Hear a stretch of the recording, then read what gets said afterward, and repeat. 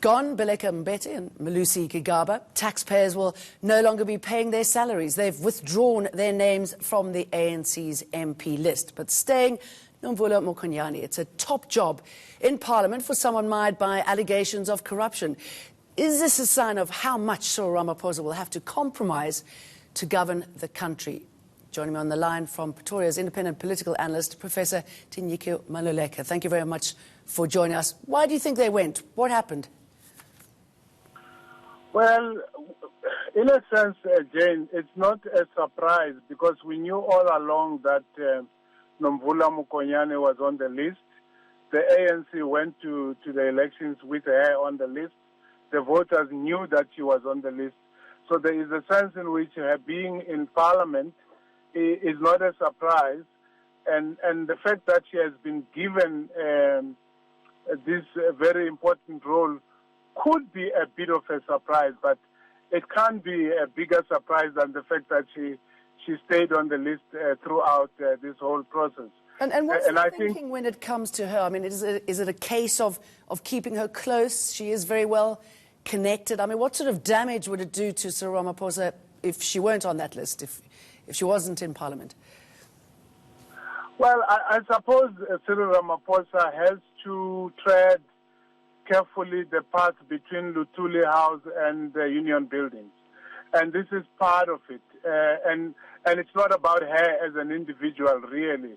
It's about that whole consideration of the forces at work within the ANC. But the ANC does have a history of not throwing away their people, in inverted commas. And so it could be that that is what is being done here. Also, the General Secretary of the ANC explained that the Zondo Commission is still in process. So it is possible that if the Zondo Commission were to pronounce at the end of it all something very negative about her, she might still lose her job. Because I think everyone's pretty sick and tired of hearing the party saying it's all down to due process. Something needs to be expedited, doesn't it? Okay, so maybe in this frame, you know, the stepping down of Malusi, Gigaba and Baleka, I mean, what do you think prompted that? Were they pushed? Did they have any choice? Did Gigaba realize that actually he wouldn't really crack it as a politician, going back? Well, I think my suspicion is that there were talks behind the scenes, not just with them, probably with more people, and they have chosen to do it this way.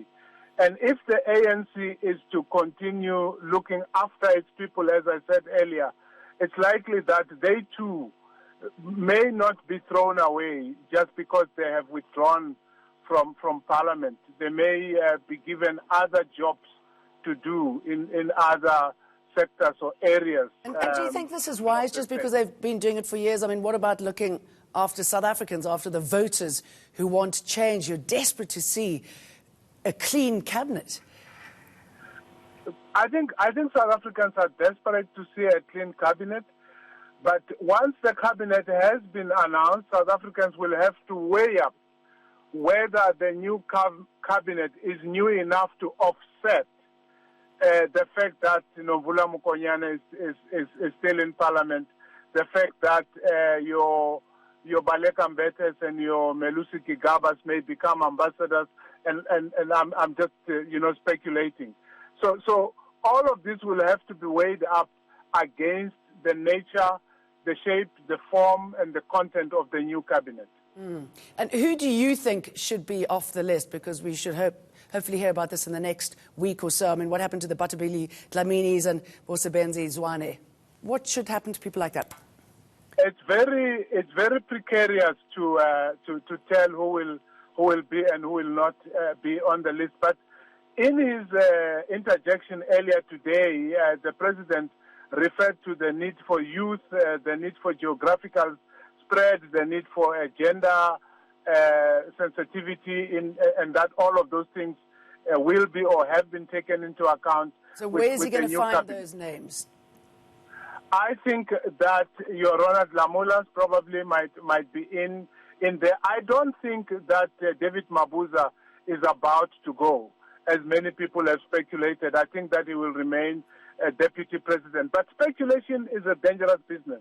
All we need to do is to wait for a few more days, and we will know for sure who is in and who is out.